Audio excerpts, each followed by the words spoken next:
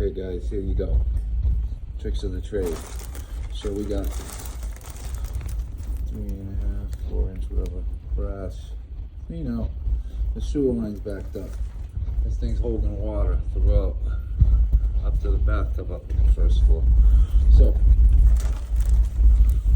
got a hole in the trash bag. We tie it to the pipe here.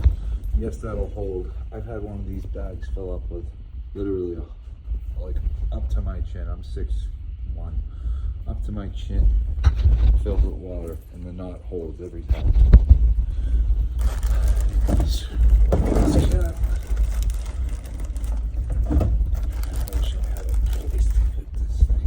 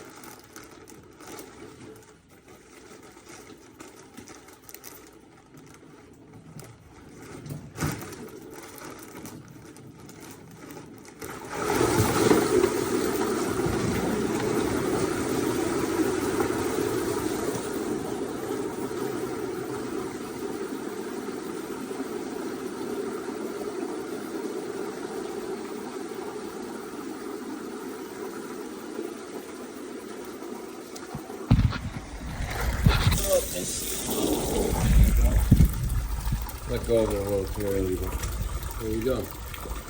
That's how you get it done.